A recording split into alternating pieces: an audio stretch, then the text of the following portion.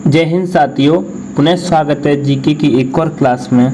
आज की क्लास में हम नदियों के टॉप 30 प्रश्न कराएंगे जो कि पिछले एग्ज़ाम में आए हुए हैं और आगे जितने भी एग्ज़ाम होंगे उन सभी एग्ज़ाम के लिए ये महत्वपूर्ण प्रश्न है। कहीं ना कहीं इन्हीं 30 प्रश्नों में से एक न एक प्रश्न हर एग्ज़ाम में आ जाता है, इसलिए ये सभी प्रश्न महत्वपूर्ण हैं। आप कर दीजिए चैनल को सब्सक्राइब और हम करते हैं शुरू। पहला प्रश्न देखते हैं, भारत की वृहत्तम नदी कौन सी है?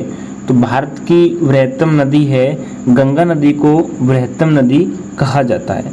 दूसरा प्रश्न है, दक्षिण भारत के पठारी प्रदेश को कौन सी नदी दो भागों में विभाजित करती है?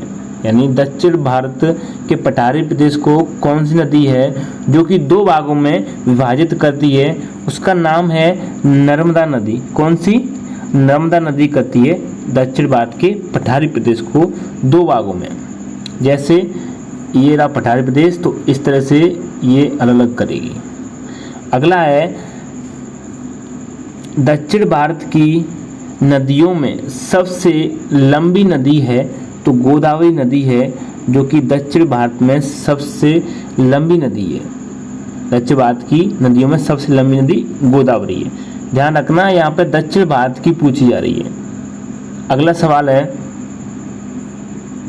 किस नदी को वृहद गंगा के नाम से जाना जाता है? किस नदी को वृहद गंगा के नाम से जाना जाता है? तो गोदावरी नदी को वृहद गंगा के नाम से जाना जाता है। पांचवा सवाल है, प्रायद्वीपीय भारत की सबसे बड़ी नदी कौन सी है? तो प्रायद्वीपीय भारत की सबसे बड़ी नदी है गोदावरी। ये ध्यान रखना, ये सवाल बहुत महत्वपूर्ण है। अगला सवाल देखते हैं, छठवा, भागीरथी और अलकनंदा गंगा में कहाँ पर मिलती हैं?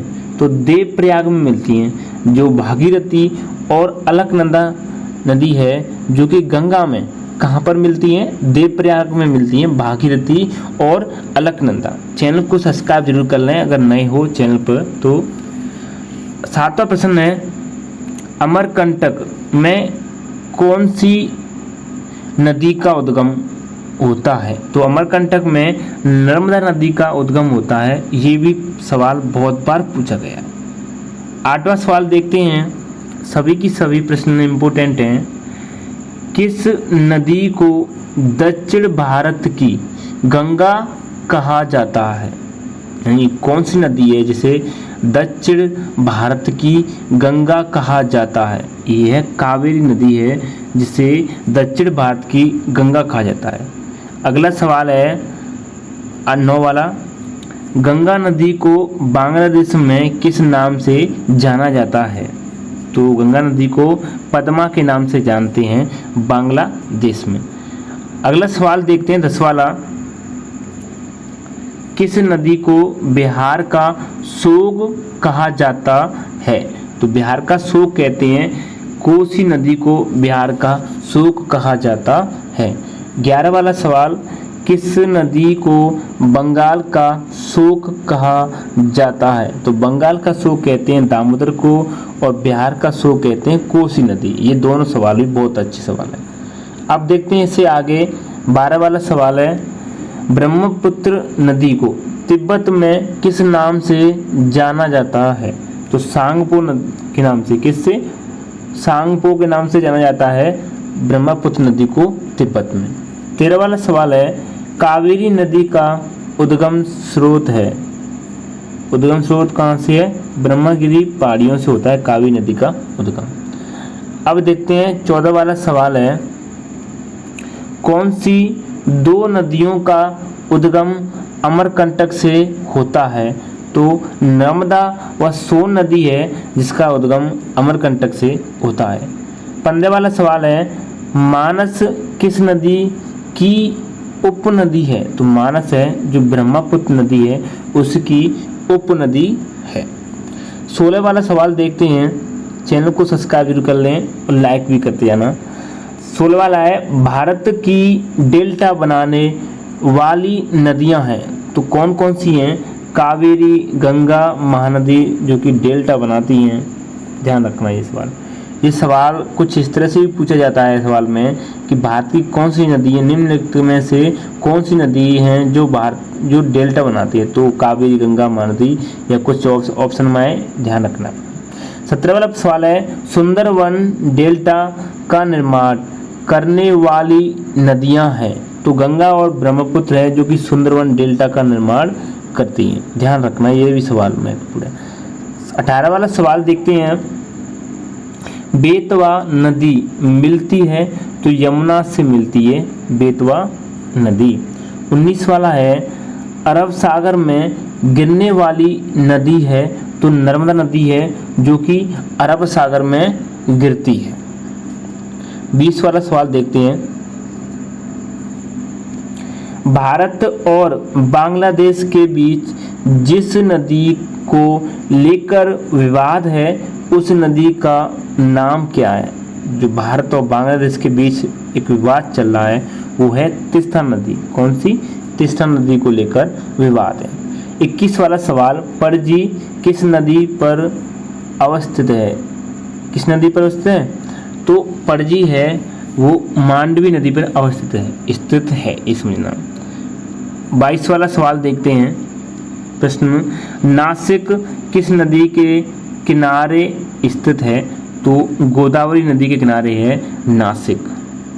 23 वाला सवाल है, सूरत किस नदी के तट पर स्थित है? तो तापी नदी के तट पर स्थित है सूरत।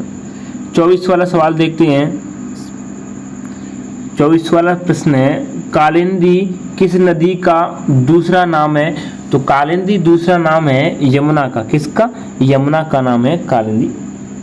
25 वाले प्रश्न में, भारत की लवण नदी के नाम से जानी जाती है तो लूणी नदी है जो कि लवण नदी कहते हैं भारत में। ठीक है, अब देखते हैं 26 वाला प्रश्न।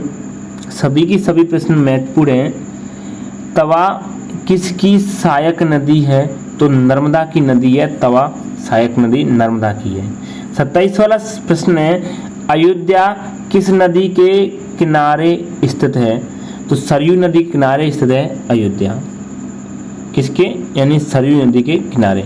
28 वाला प्रश्न देखते हैं, भारत और नेपाल के मध्य कौन सी नदी सीमा बनाती है? तो कौन सी नदी बनाती है भारत और नेपाल के मध्य? काली नदी है जो कि सीमा बनाती है भारत और नेपाल के मध्य। ये 29 वाला प्रश्न तो आपके लिए बहुत ही ज़्यादा महत्वपूर्ण है। ये दो सवाल बहुत ज़्यादा पूछे जाते हैं। पहला प्रश्न है, प्रायद्वीपीय नदियों का उत्तर से दक्षिण, ये ध्यान रखना, उत्तर से दक्षिण की ओर क्रम है। तो उत्तर यानी यूं करके ऊपर से नीचे तक, तो कैसे कैसे क्रम है देखो। सबसे पहले महानदी ऊपर आएगी, उसके नीचे गोदावरी, फिर कृष्णा, फिर पेन्नार, कावेरी, वैगाई। ध्यान रखना, महानदी फिर गोदावरी, जैसे महानदी हो गई, फिर गोदावरी हो गई, फिर पेन्नार हो गई, फिर कावेरी हो गई, फिर वैगाई, ऐसे क्रम आएगा। महानदी, गोदावरी, कृष्णा, पेन्नार, कावेरी, वैगाई। अब अगला सवाल प्रश्न ऐसा ही है, प्रायद्वीपीय नदियों का लंबाई के अनुसार, यहाँ ध्यान रखना लंबाई के अनुसार, वहाँ पूछा जा रहा था उत्तर से दक्षिण, यहाँ लंबाई के अनुसार घटनाक्रम यानी घटता क्रम है। तो कैसे? घटता क्रम यानी लंबाई घटते क्रम में है। तो पहले गोदावरी, उसके बाद कृष्णा नदी कम लंबी है, उससे नर्मदा कम, फिर महानदी, फिर कावेरी, फिर ताप्ती। यानी सबसे ज़्यादा किसकी है? गोदावरी, फिर कृष्णा, फिर कम नर्मदा, फिर महानदी। तो फ्रेंड्स, हमने ये 30 प्रश्न इंपोर्टेंट क्वेश्चन कराए थे जो कि ज़्यादा से ज़्यादा परीक्षा में पूछे जाते हैं।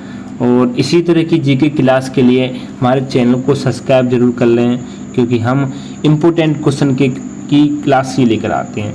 हम वो फालतू क्वेश्चन नहीं कराते हैं जो कि इनका कोई महत्व नहीं होता, जो ना कि क्वेश्चन को ना कि एग्जाम में आ सकते हैं, बल्कि आपका टाइम और वेस्ट करें।